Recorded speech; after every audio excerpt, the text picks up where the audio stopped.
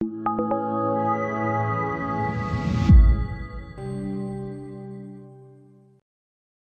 to ADSS OREX mobile trading platform.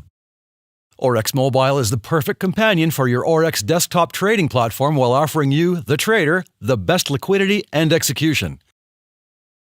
To get started, simply search for OREX in your App Store or the Google Play Store.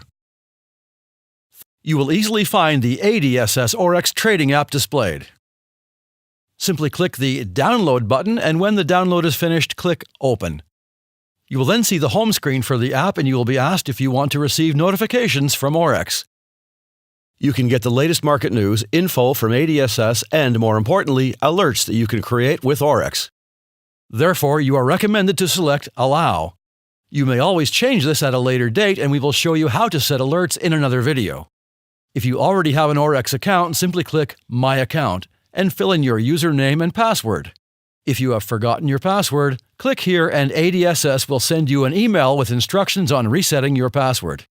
If you are new to OREX, simply click Join Now. You will then be asked to allow OREX to access your location. Click Allow. To get started, let's create a demo account for now. You may easily upgrade to a live account once you are familiar with OREX. You may simply enter your details manually to create the demo account. Enter your first name, last name, your country of residence by searching or scrolling through the list of countries, your phone number, your date of birth, and your email address. Then create a password. The password must be between 8 and 15 characters long with no spaces and contain at least one of these symbols. Click Submit. You will then be sent to your login screen and, depending on your operating system, asked if you want to use Touch ID to log in. This, of course, is completely optional. Congratulations, you have now entered the ADSS OREX trading app.